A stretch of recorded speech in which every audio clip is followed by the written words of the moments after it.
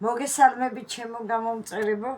პირველ რიგში ქალბატონებს მოგილოცავთ 8 მარტს. იყავით ჯანმრთელები, ბედნიერები, გახარებულები, მთელი თქვენი ცხოვრება. სარვამარტოდ გადავწყვიტე რაიმე იოლი ნამცხვარი გამეკეთებინა და მიმეძღვნა ჩემი ოჯახის ქალბატონებისთვის, ჩემი ძლისთვის, ჩემი შვილისთვის, დედასთვის.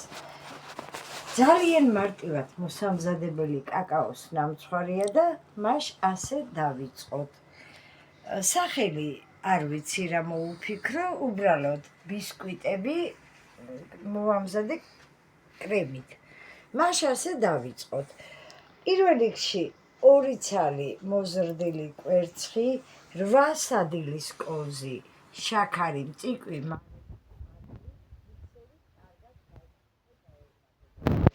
შემდეგ დავამატე 8 სადილის კოვზი ზეთი, 8 სადილის კოვზი რძე, 1 ჩაის კოვზი სოდა და განვაგრძე თქვეფა.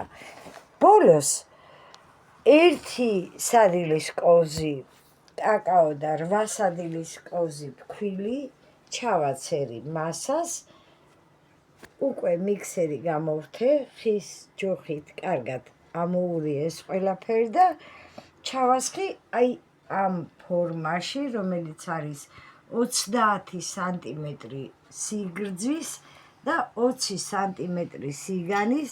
ფორმას ფუნჯით დაბლა ძირზე და აქაც გვერდებზე მოუსვი ცოტა ზეთი და შევდგი კარგად დახურებულ ღუმელში 200 გრადუს ტემპერატურაზე. დაახლოებით 10-15 წუთი სჭირდება ცხობას.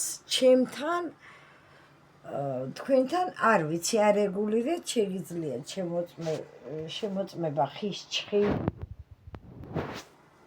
გაგრილებული ბისკვიტი, არანაირი ქაღალდი არ ჩამბიფენია, გადმოვიღე და დავიწყე მეორე ასეთი ბისკვიტის მომზადება. აქ თქვენ ხედავთ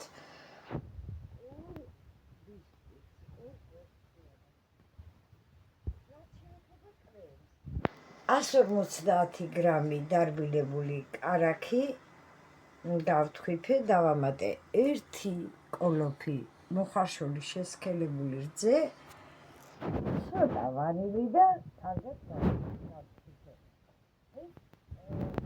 მოცემული კრემი არის სრულიად საკმარისი ამ 2 ბისკვიტისთვის.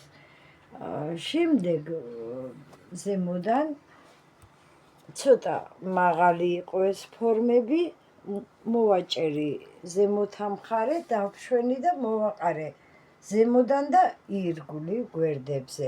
ასევე ნუშის ფანტელი და ცოტა მოხალული ნუში.